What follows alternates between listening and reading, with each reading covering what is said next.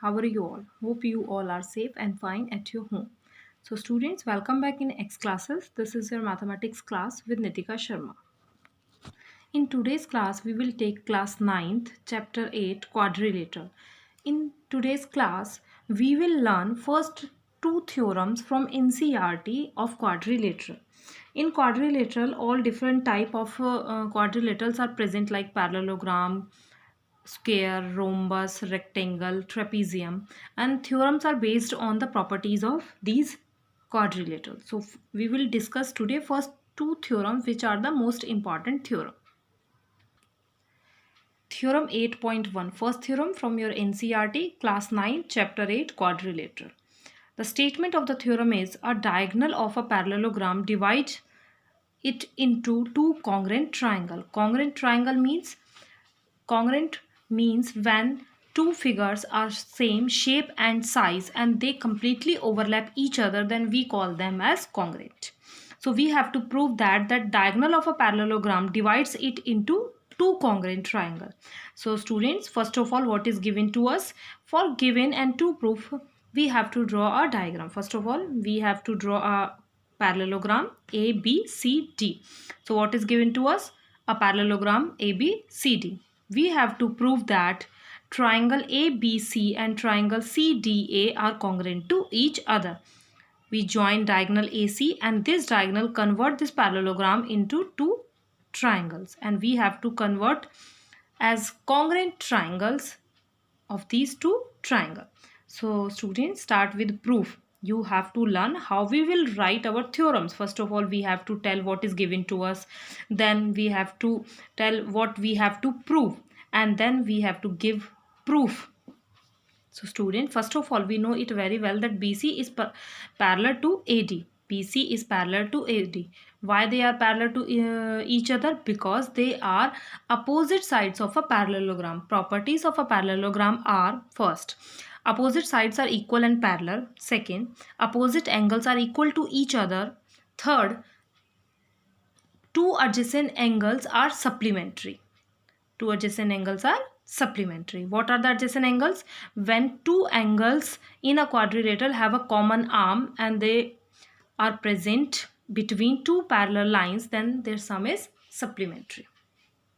So students, in this BD parallel AC and AC is our transversal line. These two lines are parallel and this is our transversal line.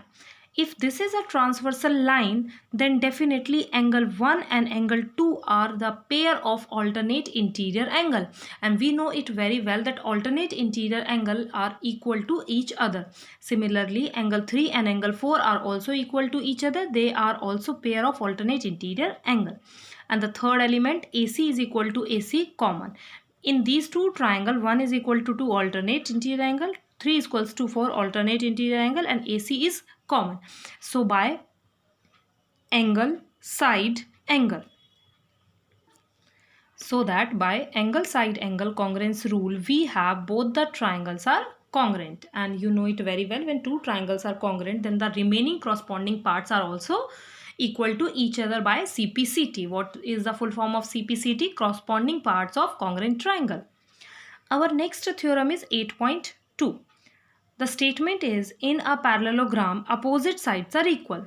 Some of the time students always confuse that if it is a parallelogram, then definitely opposite sides are equal. Then what is this? Student, this is a theorem. We have to prove that we can use all other properties but not this. We have to prove that in a parallelogram, opposite sides are equal. So first of all, we have to draw a diagram, a parallelogram ABCD. Given ABCD is a parallelogram, to prove AB is equal to DC and AD is equal to BC, we have to prove that opposite sides are equal. So AB is equal to DC and AD is equal to BC. Now again join AC, diagonal of triangle. We have two different triangles now, and now try to congruent them. If you are paying attention, then the congruency rule are similar in both theorem 8.1 and theorem 8.2. Here also, because it is a parallelogram, sides are not equal, we have to prove it, but sides are parallel na, so definitely angle 1 and angle 2 are equal to each other, angle 3 and angle 4 are equal to each other, the pair of alternate interior angle.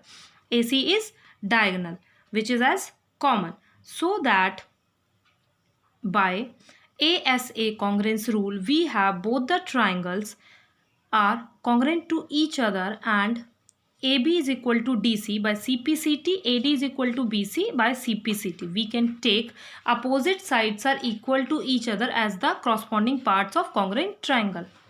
So students, these are two theorems of chapter 8 quadrilateral, theorem 8.1 and theorem 8.2. So student, hope you got this concept. They are very easy theorems, and you realize with this solution. So students, if you want another theorem solution also, then please mention in your comment section and subscribe our YouTube channel for more videos. Thank you. Have a nice day.